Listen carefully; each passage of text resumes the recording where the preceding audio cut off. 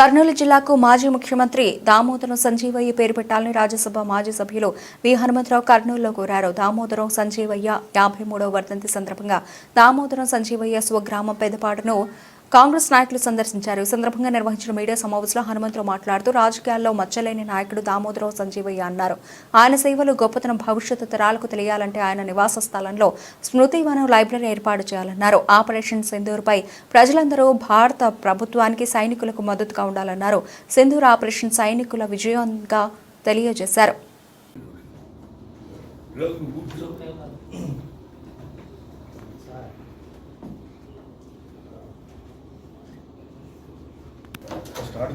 పొద్దున్నే సీదే పని కదా మాకు తెలియదు.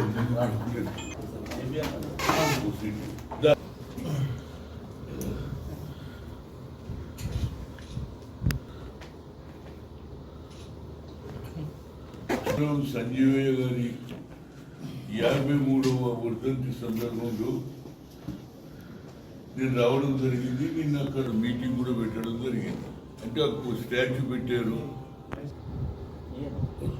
దామోదరం సంజీవయ్య పార్కు కూడా వచ్చారు. అప్పుడు జన్మదినాన్ని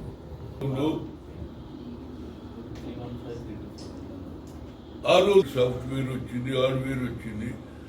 ఆ రోజులలో ముఖ్యమంత్రి కావడం అంటే చాలా అనుభవం కలిగిన వ్యక్తి, పండితుడు. ఆ రోజులలో ముఖ్యమంత్రి అయ్యాడు. 2 సార్లు ఏఐసిసి అధ్యక్షుడు అయ్యాడండి. అది ఆయన గొప్పతనం.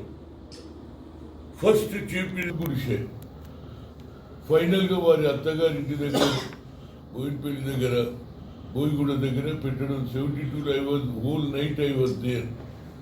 వెంకట్రావు వచ్చి చీఫ్ మినిస్టర్. ఆయన గొప్పతనం ఏంటంటే లేబర్ అండ్ ఎంప్లాయ్మెంట్ మినిస్టర్ చేసిండు. కేంద్రంలో పెన్షన్ ఇప్పించిండు, బోనస్ ఇప్పించిండు. పేదవాళ్ళకు చేయాలని వాళ్ళకు పెన్షన్లు, అదేవిధంగా ఇల్లు కూడా ఇప్పించిన ఘనత. అయితే ఆయన చాలా మందికి తెలియదు. ఆయన మీద కొందరు కంప్లైంట్ చేశారు. తెలుసు కదా, ఎవరు ముఖ్యమంత్రి అయితే 2వ రోజు కంప్లైంట్స్ పోతాయి కదా, అలాంటి కంప్లైంట్ చేశారు. సార్, ఈజ్ మింటింగ్ మనీ, కోట్లు సంపాదించేస్తున్నాడు, మీరు పెట్టిన అర్జెంట్ కానీ సంపాదిస్తుందని హైకమాండ్ చెప్తే హైకమాండ్ వాళ్ళు 2 పంపించారు సీనియర్ నాయకులను. దేవులాడుకుంటా కర్నూలు వచ్చింది. ఏ ఊరు అంటే ఆ ఊరితో పోయి చూస్తే ఆ గుడిసె చూసి ఒక్కసారి అప్సెట్ అయిపోయి చక్కగా పోయి మళ్ళీ హైకమాండ్కు చెప్పారు. అంటే పిసిసి ప్రెసిడెంట్, ఏఐసిసి ప్రెసిడెంట్ 2 సార్లు ముఖ్యమంత్రి, ఆ తర్వాత లేబర్ మినిస్టర్ అయినా నా ఉద్దేశంలో ఆయన ఏం సంపాదించాలంటే సొంత ఇల్లు లేదు. That is the point. Own house లేదన్నాడు ఎవడన్నా ఉన్నాడా ఈ దేశంలో?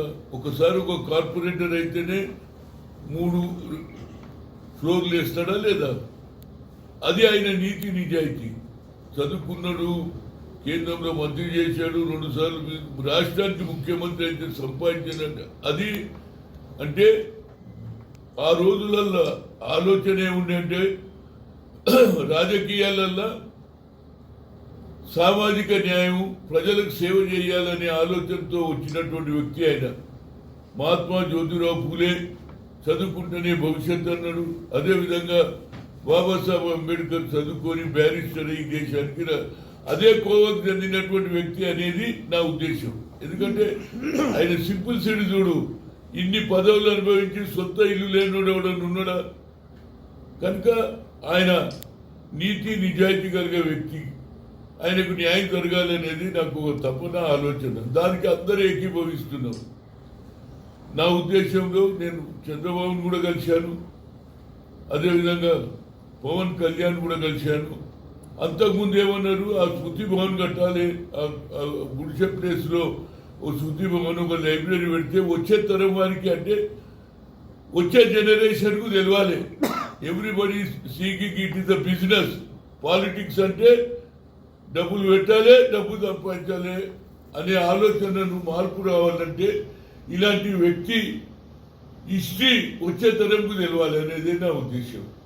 దానికి నేను లాస్ట్ టైం పవన్ కళ్యాణ్ గారు శృతి భవన్ అంటే 1 crore అన్నాడు, జగన్మోహన్ రెడ్డి 2 కోట్లు అన్నాడు. ఆయన ఇయ్యలే, ఇప్పుడైతే అయిపోయింది. నేను అడిగితే తప్పనిసరిగా చేస్తా అన్నాడు.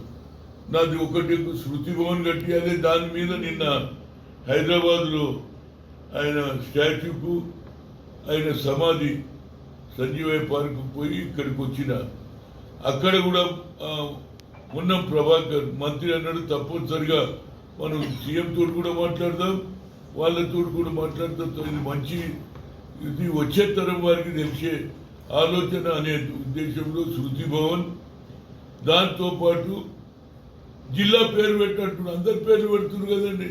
అల్లూరి సీతారామరాజు, రాజశేఖర్ రెడ్డి అందరు పెట్టుకున్నారు. బట్ నేనే సింబాలిక్ ద వై సంజీవయ్య జిల్లా పెట్టాలంటే ఆయన సింపుల్ సిటీ, రాజకీయాలలో కింది స్థాయికి వెళ్ళి చదువుకొని ఈ స్థాయికి రావడం, డబ్బు సంపాదించాలి. అది పాయింట్. అంటే ఇదే ముందు భర్త చంపిరా లేదా? సింధు అంటే బొట్టే, బొట్టును తీసేసి అనేది పెట్టిండు operation Sindhu. That is the government ఏదైతే డిఫెన్స్ వాళ్ళు ఆపరేషన్ సింధు అంటే మీరు సింధును అంటే మొగని చంపేస్తే ఆ బొట్టు పోతుంది కదా, అందుగురించి ఆపరేషన్ సింధు అంటారు. ఏదైనా దీనికి కూడా ఆల్ పార్టీ మద్దతు ఇచ్చిందండి. ఎప్పుడైతే కశ్మీర్లో జరిగినటువంటి ఉందో పహల్గాంలో జరగడంతో అన్ని పార్టీలు కలిసిండ్రు. ప్రధానమంత్రికి, అమిత్ షాకు అందరికి కూడా గో హెడ్ అన్నారు. మొత్తం మీద ఇలాంటి చర్యలు వాళ్ళు ఎవరైనా డెవలప్మెంట్ చేసుకోమనండి. ఎంతసేపటికి పక్క రాష్ట్రంలో అటాక్ చేయడం, పేర్లు అడిగి చంపడం, ఇవన్నీ ఇది అన్వాంటెడ్. అసలు ప్రజలలో రెచ్చగొట్టే పని కనుక ఇవాళ ఇప్పటికన్నా వాళ్ళ ఆలోచనలో మార్పు రావాలని ఇలాంటి సంఘటనలకు వెపన్స్ పెట్టే, డబ్బులు పెట్టే బదులు దాని వల్ల 10 మందికి ఇంట్లో కట్టిస్తే, ఉద్యోగాలు ఇస్తే బాగుంటుందని నేను పాకిస్తాన్ వాళ్ళని కూడా కోరుతున్నాను. ఇలాంటి ప్రజలలో కూడా మార్పు రావాలి. ఎందుకంటే ఎంతసేపటికి యుద్ధం అంటే అది అంటే జమ్మూ కాశ్మీర్ ఇస్ స్విట్జర్లాండ్. ఎవరు వచ్చినా యాత్రికులు పోతేనే వాళ్ళ బతుకు తెరువు కదా. అక్కడ ఏమి ఇన్కమ్ లేదు. నేను జమ్మూ కాశ్మీర్ ఇన్ఛార్జ్ కూడా ఉంటే యూత్ ఏది ఏఐసిసిలో. కనుక అలాంటి సంఘటనలు జరగొద్దని, వాళ్ళలో కూడా మార్పు రావాలని. ఏదో యుద్ధం చేస్తే ఏమవుతుంది?